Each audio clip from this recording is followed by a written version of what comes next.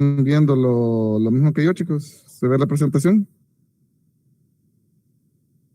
Sí. Vale.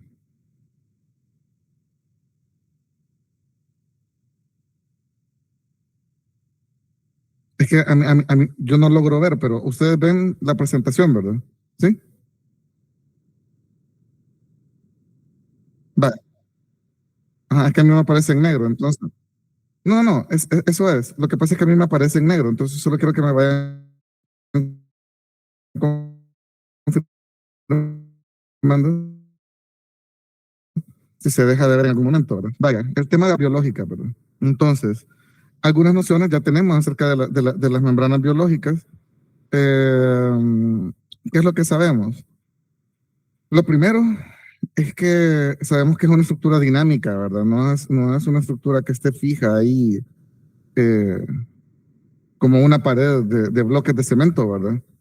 Sabemos también que la función más primordial o la principal, bueno, todo es primordial, ¿verdad?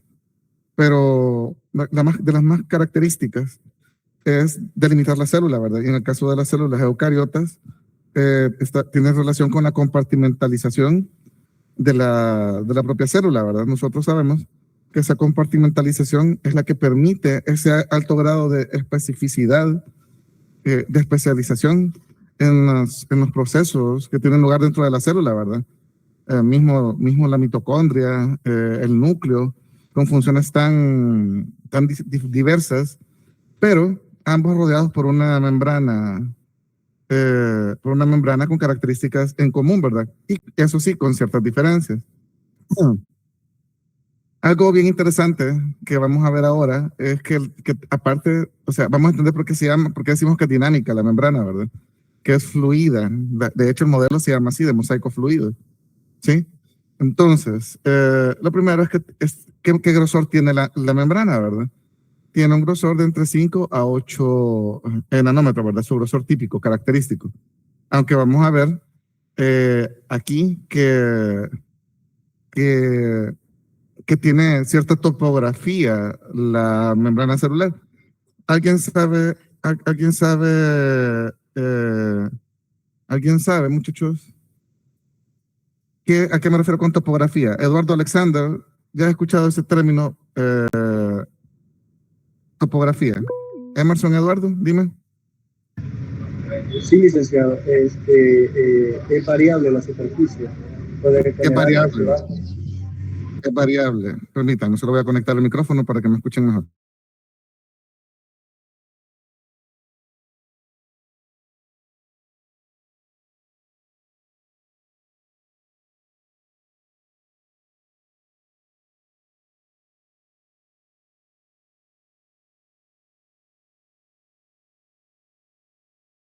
Vaya, ¿se me escucha mejor ahora? Sí, ¿verdad?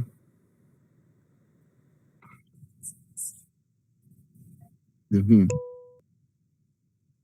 Vaya, ahí está. Es que parece tener falso este volado. Vaya, entonces tiene relieve, ¿verdad? Resulta que la célula tiene topografía, ¿sí?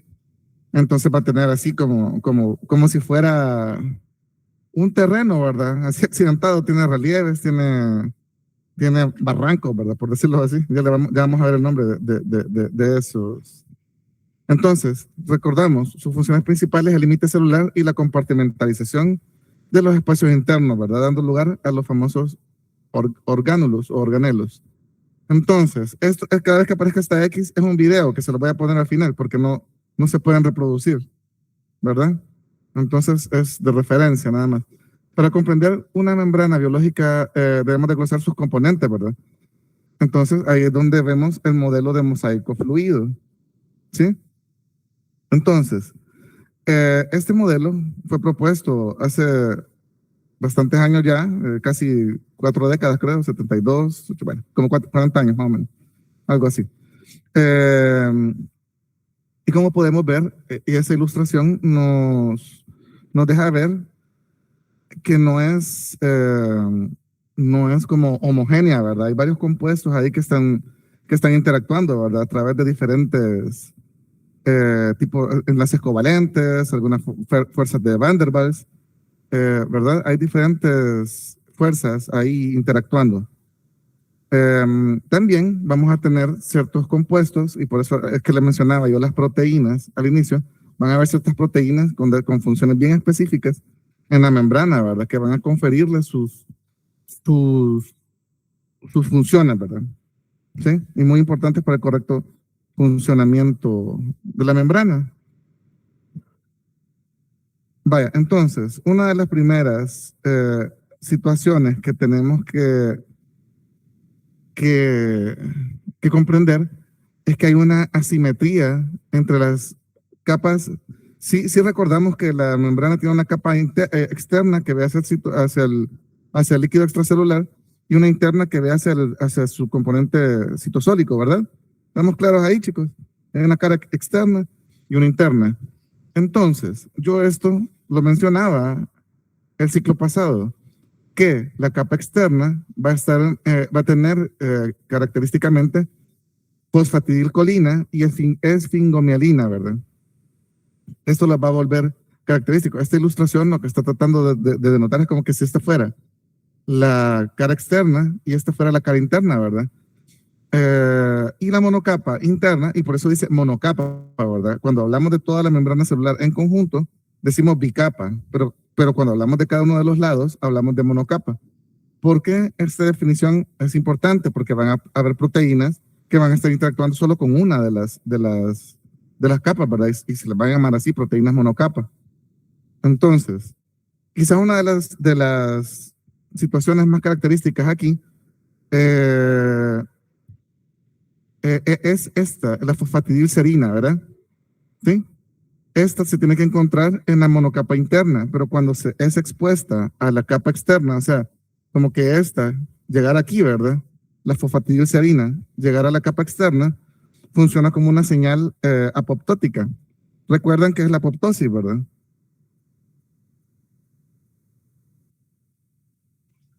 Alguien que me diga qué es la apoptosis, chicos. La muerte celular programada. Celular programada. celular.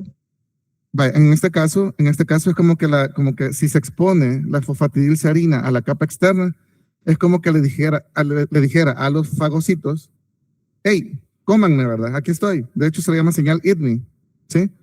Entonces, esa es la situación, ¿verdad? Que no tiene que, en condiciones normales, no tendría que exponerse a la monocapa externa, ¿verdad? A menos que deba haber un proceso ahí de apoptosis, ¿verdad?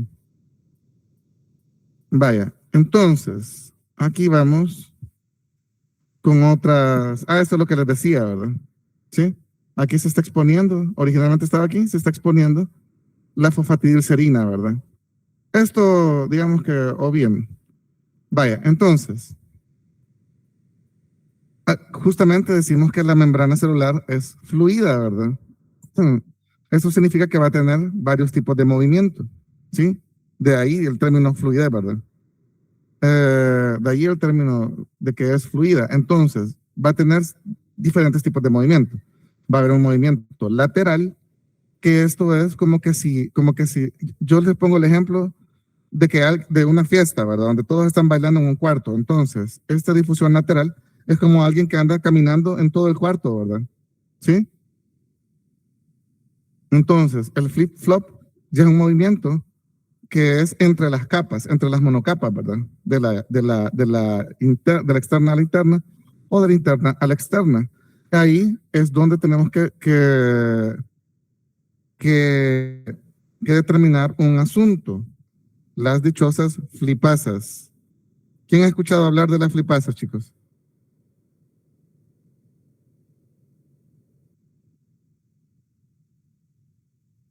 ¿Alguien que me diga si han escuchado de las flipasas?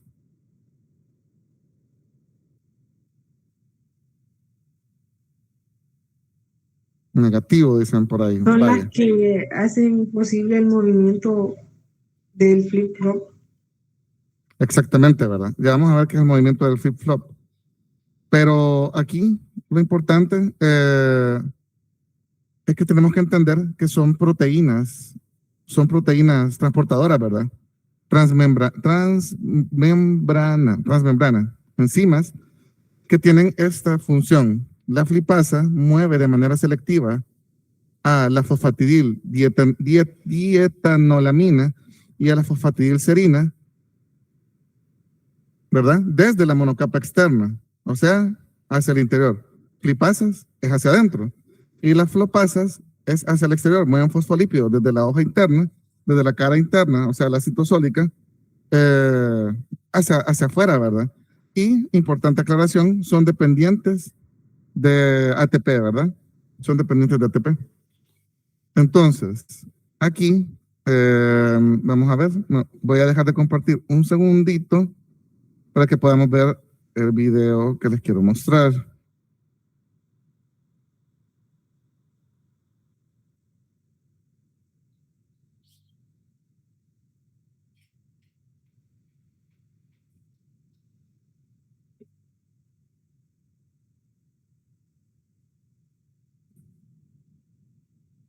¿Se está viendo el video, chicos? No, ingeniero. ¿Ahora? Ahora sí va.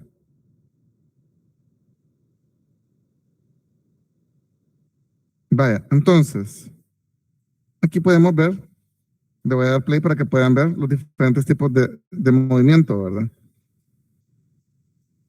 Vemos ese movimiento de rotación, estamos viendo el movimiento de traslación, que es lateralmente, ¿verdad? Lo que mencionaba. El flip-flop lo estamos viendo ahí a la derecha, ¿verdad? Que se está moviendo de la monocapa externa a la monocapa interna. Y tenemos ese movimiento de flexión también del fosfolípido, ¿verdad? De sus cadenas. Entonces, de momento, quisiera saber si esto está quedando claro, chicos. Por lo menos lo del movimiento que vimos ahorita. ¿Sí? Vale, entonces, eso ya nos va dando luces de que el dichoso asunto de la membrana es fluido, ¿verdad? No es estático. Vale, ahora les comparto nuevamente la presentación. Solo esperemos a que me confirmen si ya la pueden ver de nuevo.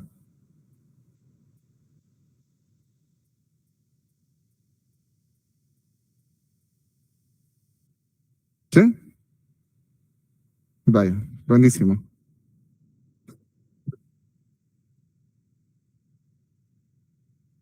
¿Cómo le hago aquí para avanzar? Ah, vaya. También, ¿verdad? Aquí tenemos las escramblasas, chicos. ¿Y qué es lo que hacen? Es aleatorizar los lípidos en ambas direcciones, ¿verdad? Estas son o se activan por un aumento del calcio, ¿verdad? Del calcio citosólico, valga la aclaración. Entonces, no sé si recuerdan este esquema, chicos. Este es el dichoso esquema de mosaico fluido, ¿verdad? ¿Sí? Entonces, veamos cómo están compuestos los lípidos o qué tipos de lípidos están componiendo la membrana y hay uno que es sumamente importante, ¿verdad? Bueno, todos son importantes, pero vamos a irlos describiendo uno por uno. Entonces, tenemos aquí los ácidos grasos, ¿verdad? Son cadenas saturadas, como dice aquí, rígidas y lineales. Y esto ya lo voy a explicar porque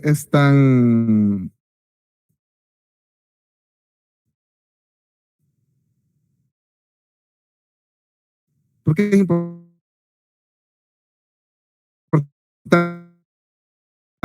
¿verdad? Que sea así. Porque es a la cadena. Entonces, vamos con los fosfolípidos, que son los que tenemos más asociados nosotros mentalmente a la bicapa, ¿verdad? Por una cabeza hidrofílica unida a dos colas polares, ¿verdad? Aquí es bien importante entender el comportamiento que tienen eh, los fosfolípidos, ¿verdad? Forman espontáneamente la bicapa lipídica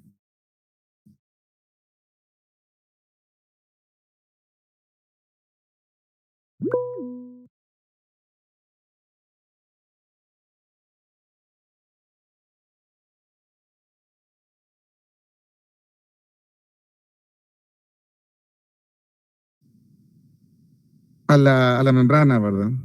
Esa permeabilidad celular. A ver, dime, aquí tenemos los glicosfingolípidos, ¿sí? Y ya vamos a ver aquí algo sobre los cerebrócidos. Entonces, esto es importante, ¿verdad? Tenemos que comprender que esto Dime, Jefferson. Ya no está presentando pantalla y se le escucha bastante cortado, licenciado.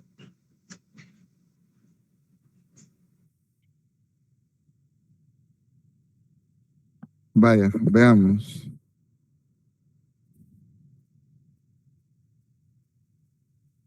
¿Ahora? Se escucha bien, pero no está presentando. Bueno, ahora sí. Ahora sí. Vaya, se ve el cuadro, ¿verdad?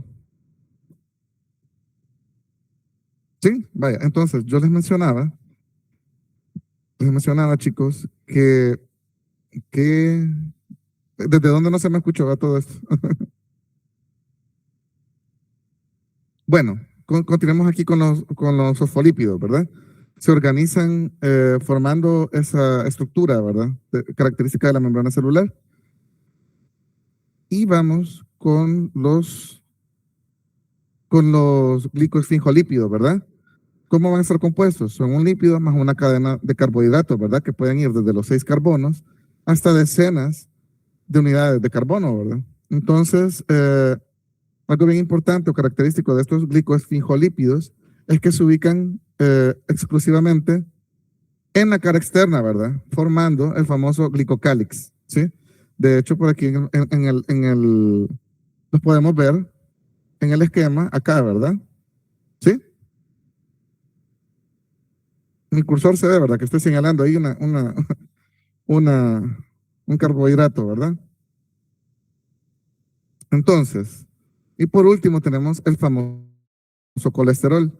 Este es bastante importante, chicos, comprenderlo, ¿verdad? Su estructura y cómo es que su estructura influye en el comportamiento de la membrana. Vaya, si tuviéramos que hacer una analogía, bueno, no, primero les voy a enseñar cómo se ve el colesterol, ¿verdad? Para que entiendan a lo que me refiero.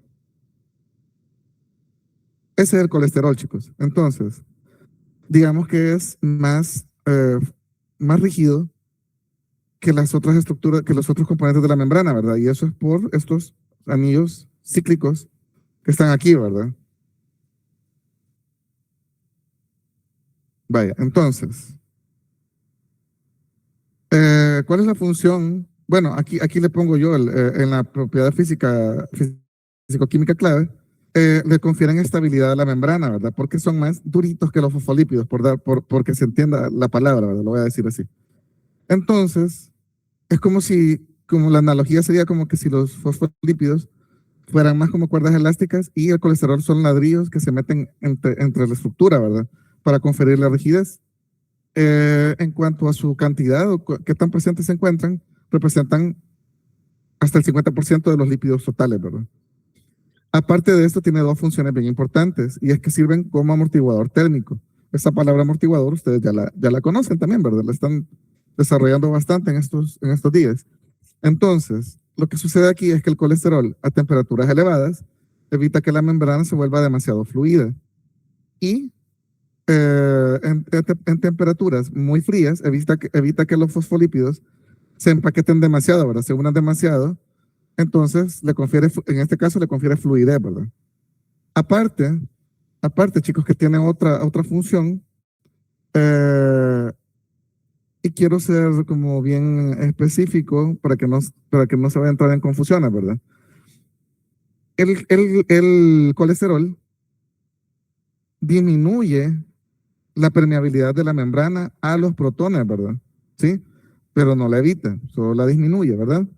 Entonces, ¿por qué esto es importante, chicos? O para qué parte de la célula o en qué membrana va a ser eso muy importante. En la membrana mitocondrial, ¿verdad? Porque mantener esa permeabilidad a los protones es exactamente lo que permite conservar ese gradiente electroquímico que lo van a estudiar más adelantito. Y es lo que tiene que ver ahí con la producción de ATP, ¿verdad? Ya lo vamos a profundizar en el curso más adelante. Entonces aquí esto es para que ustedes entiendan cómo está esto conformado, ¿verdad? Los fosfolípidos y los glucolípidos. Entonces aquí podemos ver perfectamente los colores. Por ejemplo, aquí podemos ver en verde las bases nitrogenadas. Podemos ver el grupo fosfato, ¿verdad? ¿Sí? Y de ahí el término fosfolípido, ¿verdad? Y aquí podemos ver las cadenas de ácidos grasos, ¿sí? Y aquí el glicerol. A diferencia del glucolípido, que en lugar de una base nitrogenada, va a tener eh, un glúcido, ¿verdad? ¿Estamos de acuerdo ahí, chicos? Esto es lo que les mencionaba de la fluidez de la membrana, ¿verdad? A mayor temperatura, de 37 grados centígrados, el esqueleto rígido del colesterol, y por eso les enseñaba la forma o cómo se ve el colesterol, limita el movimiento de los fosfolípidos, ¿verdad? Los agarra, ¿verdad? Los afianza para que no se muevan demasiado y se mantengan organizados, por decirlo, algo así, ¿verdad?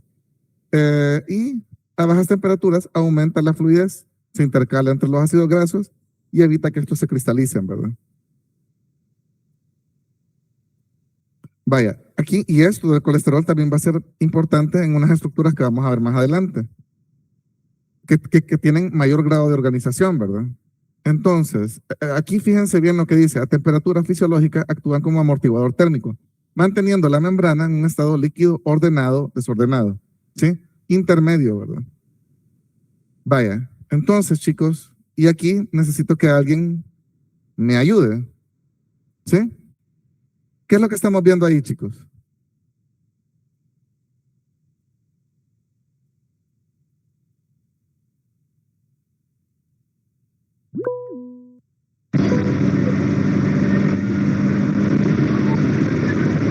¿Hola? Adipocito. Vaya, Emerson, si querés cerrar el micrófono porque se escucha bastante bulla. Vaya, entonces, esto es como que si ustedes vieran por eso hablábamos de topografía, ¿verdad? Aquí es como que si ustedes estuvieran viendo un desnivel, ¿sí? Es bien curioso. A esto se le llaman balsas lipídicas. Para sus lecturas, también va a aparecer en los libros como lipid rafts, ¿sí? Entonces, estas zonas en amarillo son zonas de la membrana celular que van a estar enriquecidas, o sea, van a tener una mayor concentración de colesterol, esfingomialina y eh, glicoesfingolípidos, ¿verdad? Vaya, entonces, fíjense lo que dice, lo que vemos aquí. Estos lipid rafts eh, son como estructuras más densas, ¿verdad? Dentro de la membrana. Vamos a ver por aquí. Así es como se vería, pues, si pudiésemos ver la ilustración anterior, así en 3D, ¿verdad? ¿Y por qué esa mayor altura, esa elevación? Tampoco, no es que sea mucho, ¿verdad? O sea, estamos hablando de una membrana celular, ¿verdad? Se debe al empaquetamiento rígido y extendido de los esfingolípidos, el colesterol y los ácidos grasos que están ahí más densamente, ¿verdad? Más densamente unidos, lo cual supera la fase desordenada de la membrana celular. Ahora bien, aparte de las balsas planas, tenemos las caviolas, ¿verdad? ¿Sí? Que tienen importantes funciones. Vaya, quiero ver. Algo les quería mostrar de acá. Bueno, estas funciones, la función principal de estas es que organizan el material de la membrana, ¿verdad? En microdominios. Esa palabra tienen que tenerla ahí conceptualizada en microdominio, ¿verdad? Cada uno de esos lipid rafts va a ser un microdominio dentro de la membrana. Y aquí, las caviolas, que son las que están a la derecha, podemos ver ahí en el número 3, de que tienen una función con la endocitosis, ¿verdad? ¿Quién se acuerda qué es la endocitosis, chicos?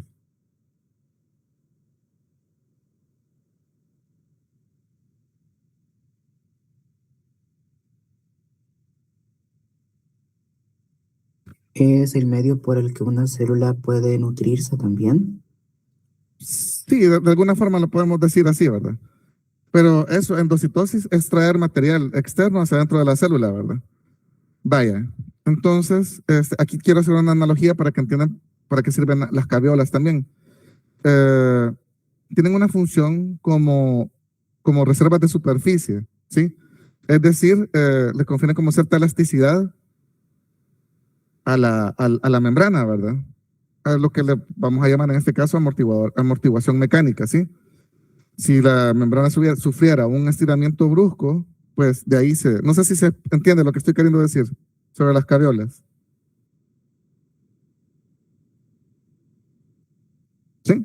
Sirve como una reserva de membrana, vaya, que en caso de un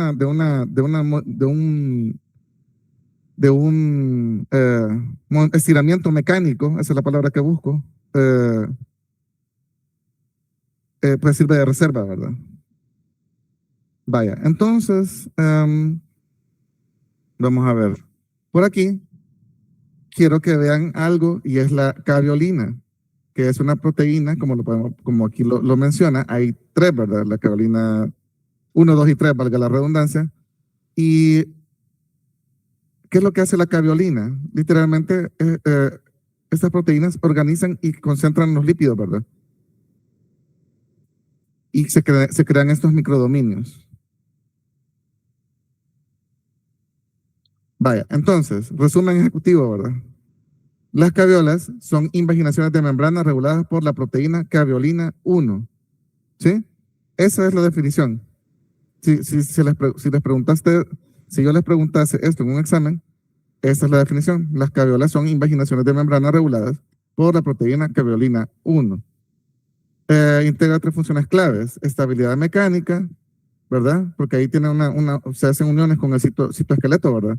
Si recuerdan la función del citoesqueleto también que la vimos el ciclo pasado, ¿verdad? Vaya, y aquí dice que inhiben, dice control de la señalización celular, inhibiendo esto, ¿verdad? Óxido nítrico, sintasa endotelial. Entonces, pero quedémonos más en esa función que les dije que tiene que ver con la endocitosis y que sirve como reserva para mecánica, ¿verdad? Vamos a ver. Vaya, ahora vamos con las bases lipídicas. Son también dominios dinámicos, microdominios dinámicos y ordenados, ¿verdad? Más gruesos dentro de la bicapa, enriquecidas con colesterol, esfingomielina y fosfolípidos. Esa es la característica clave y que tienen que recordar, ¿verdad? ¿Cuál es la composición? Son estos tres compuestos que están ahí involucrados, ¿verdad? Y las caviolas que ya las vimos.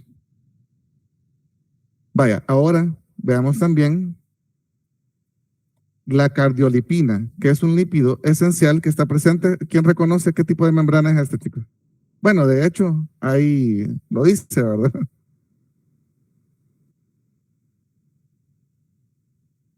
¿Qué estamos viendo? La membrana de la mitocondria.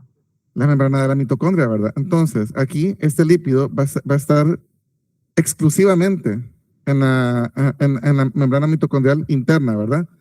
Aquí vemos estos puntitos en rojo, muchos puntitos en rojo, que es lo que estamos tratando de asemejar ahí es la cardiolipina, ¿verdad? ¿Por qué es tan especial la cardiolipina? Para empezar, tiene 4 cadenas de ácido graso, ¿verdad? Esta ilustración nos explica por qué es que sirve como soporte estructural, ¿verdad? ¿Sí? Hagamos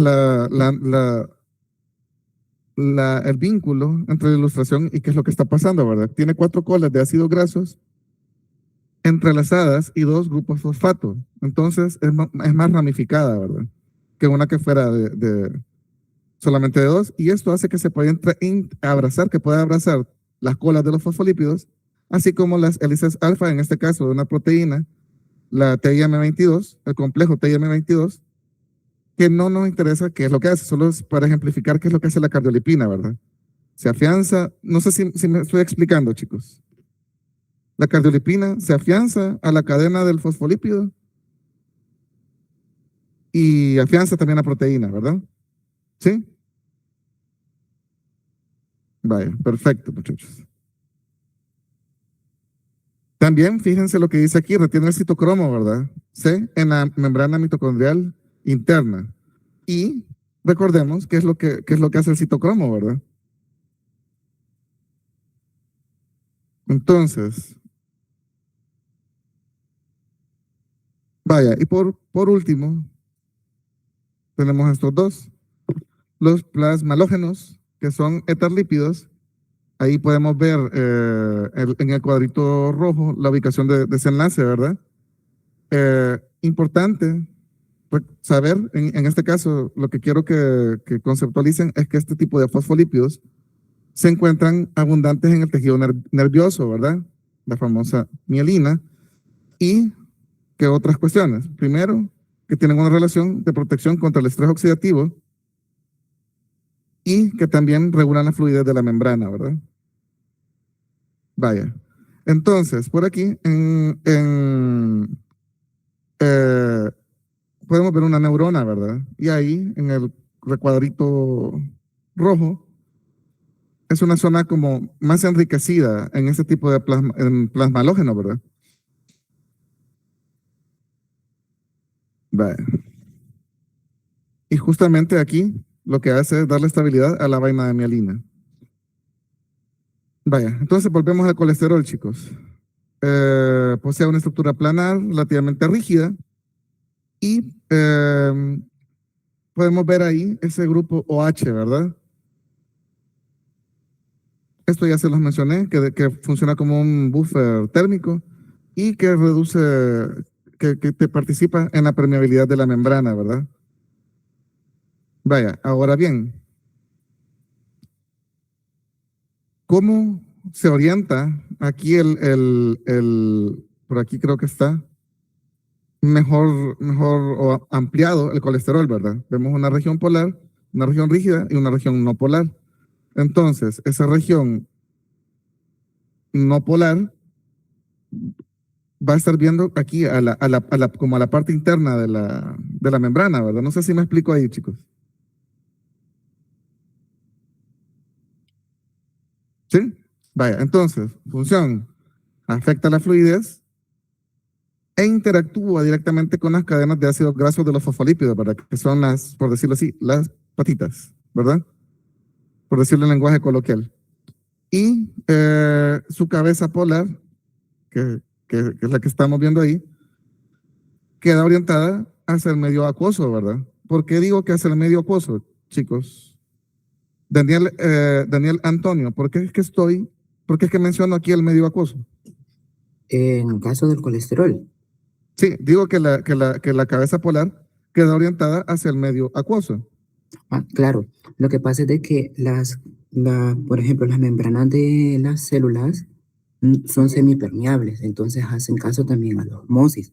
Por lo tanto, la primera parte, que es la parte hidrofílica de la cabecita, lo que da es el paso a ciertos complejos supramoleculares como algunas proteínas o glúcidos, mientras que la parte hidrofóbica, que es la parte no polar, es la que queda para que no pueda interaccionar el agua directamente con el medio citosólico.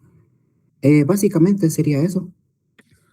Pues Y el claro, porque aquí colesterol, la estructura de la doble membrana podría, hacia arriba, hacia aquí, es que no sé si se ve la manita del cursor, pero es como que si aquí fuera el líquido extracelular y aquí fuera el citosol, ¿verdad? O inversa, ¿sí? Entonces, es eso, ¿verdad? Lo importante es que esta cabeza polar del colesterol queda orientada hacia el medio acuoso, ya sea dentro de la célula o fuera de la célula, ¿sí?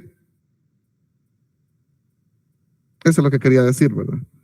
Esto ya lo vimos, chicos, que es lo que les decía, de que está relacionada, el colesterol está relacionado con la fluidez de la membrana, ¿verdad? Depende, temperaturas altas evita su desorganización total y en la otra evita su cristalización, ¿verdad? Entonces, aquí podemos ver cómo es que estas balsas están enriquecidas, ¿verdad? Con más colesterol que las otras zonas de la membrana. esto, vamos a ver. El modelo de mosaico fluido es la ilustración que ponía al inicio, donde se podían ver los canales, las proteínas de membrana, que se podían ver los fosfolípidos y los glucolípidos y así, ¿verdad? Entonces, ¿qué es lo importante del modelo que tenemos que saber del modelo de Singer y Nicholson? Que primero dice o es importante saber que es fluida, ¿verdad? Y que eso era por los movimientos que también mencionaba anteriormente, ¿verdad? Que tiene un mosaico de proteínas y ahí, ¿verdad? Incrustadas, que ya las vamos a ver, que son las que les mencionaba al inicio, asociadas a la membrana celular y que es asimétrica, ¿verdad? Tanto en su composición como en su función, ¿verdad? Entonces, ahora vamos a las proteínas que están formando parte de la membrana celular, ¿verdad? Entonces, lo primero que tenemos, bueno, esto ya lo vieron ustedes, pero ya saben cómo está compuesta una proteína, ¿verdad? Es una secuencia definida de aminoácidos, ¿verdad? Entonces, ¿qué es lo que hacen estas proteínas de membrana? Están mediando o tienen una función en el transporte, en la comunicación de la célula con su entorno a través de ciertos procesos, ¿verdad? Aquí les ejemplifico o les pongo un ejemplo de una proteína que es el canal de potasio dependiente de voltaje, muy importante en temas fisiológicos, ¿verdad? Vaya, entonces, ¿qué composición o qué porcentaje de proteínas puede tener la membrana? Dependiendo el tipo de célula, puede tener entre un 20 a 75% de proteínas, ¿verdad? ¿Sí? Y este es el modelo de mosaico fluido del que les hablaba. Vaya, ahora bien, proteínas, y esto es lo que les decía de que eh, lo vamos a ampliar en la discusión, ¿verdad? Vamos a ver, podemos tener proteínas eh, de tres tipos, integrales, periféricas y anfitrópicas, ¿verdad? Entonces, las integrales, vamos a ver, por aquí tengo un esquema que nos permite ver los diferentes tipos de proteína, ¿verdad? Sí, aquí tenemos esta proteína que podemos ver que es transmembranal, ¿verdad? ¿Por qué decimos que es transmembranal? Porque atraviesa la membrana. Porque atraviesa la membrana, justamente, ¿verdad? Entonces, fíjense, por aquí dice proteína integral, ¿verdad? Entonces, eso es lo que quiero ampliar yo en la otra clase. De las proteínas integrales, vamos a tener varios tipos. Tenemos los canales iónicos, tenemos las bombas, los transportadores y los receptores de membrana. ¿Sí? Aquí, yo no sé si ustedes recuerdan cómo se veía el receptor de la insulina, pero aquí podemos ver este ejemplo de una proteína que está atravesando las dos membranas, ¿verdad? A lo que le vamos a definir como que atraviesa completamente la bicapa. ¿Sí? Vaya, entonces, ejemplos de estos son los receptores de insulina, los canales de sodio, los canales de potasio, los canales de calcio, la ATP sintasa y las acuaporinas, ¿verdad? Por aquí, ahí está. Por aquí tenemos las proteínas periféricas. Entonces, ¿qué es lo que sabemos de las proteínas periféricas? Estas no atraviesan la bicapa, sino que se encuentran asociadas ya sea a la cara interna o a la cara externa de la membrana, ¿verdad?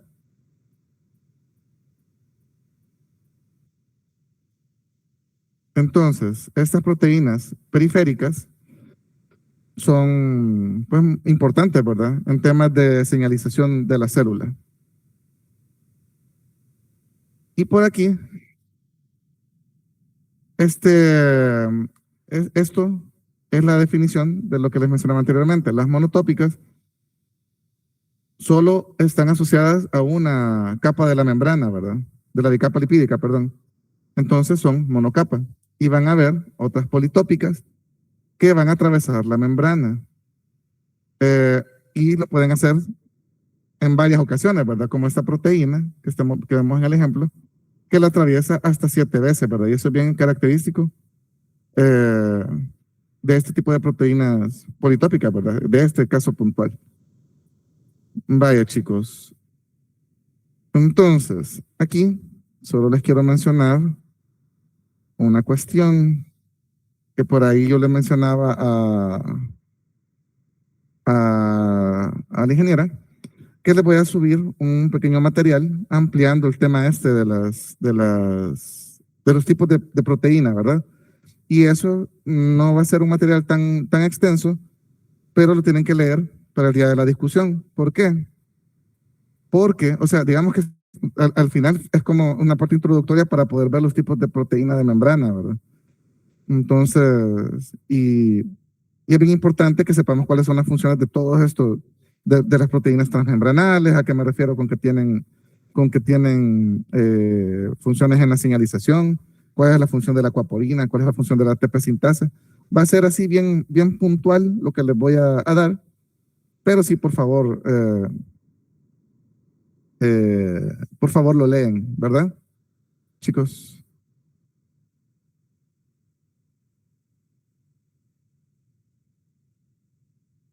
Vaya.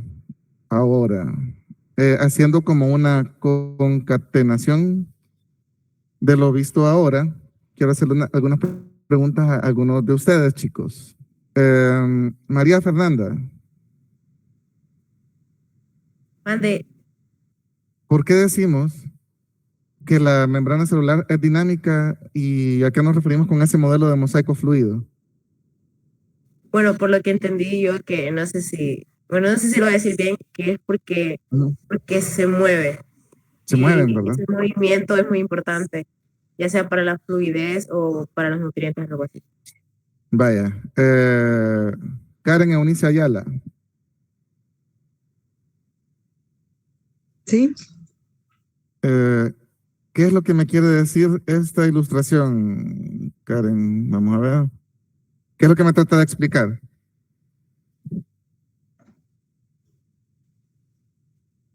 O esta, cualquiera de las dos que prefieras.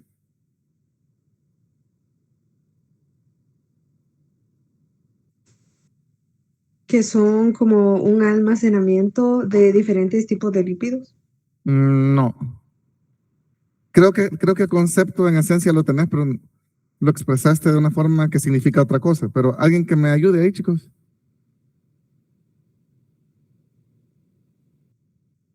La topografía de las balsas lipídicas, como dónde se ubican. O sea, lo importante aquí es que Son entiendan que las dimensiones de la membrana. ajá, vaya, aquí lo importante es que tienen que comprender que no toda la membrana, o sea, que van a haber zonas como más densas en la membrana, ¿verdad? Aquí lo dice claramente. Aquí a la derecha dice, la altura se debe al empaquetamiento rígido y extendido de esfingolípidos y colesterol junto con ácido graso saturado, ¿verdad? Entonces, es como que si todos ustedes están parados en un lugar y se hacen. Hola, Emerson, dime. No, Este, perdón, me había apagado el micrófono. vaya. Entonces, este empaquetamiento o esta diferencia en la topografía de la membrana es debido a esa como mayor densidad de esos compuestos, ¿verdad? El fingolípido, el colesterol y los ácidos grasos. Por último, eh,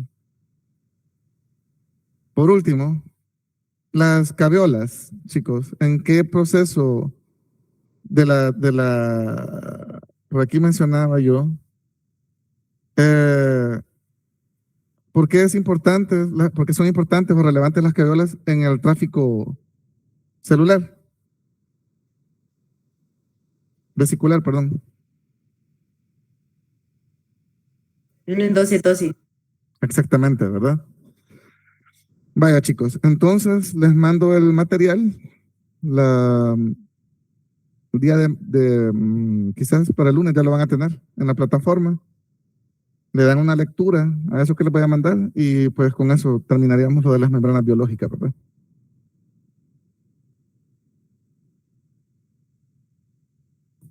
Vaya.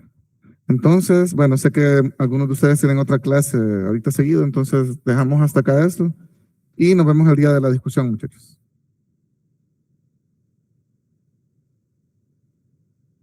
Bueno.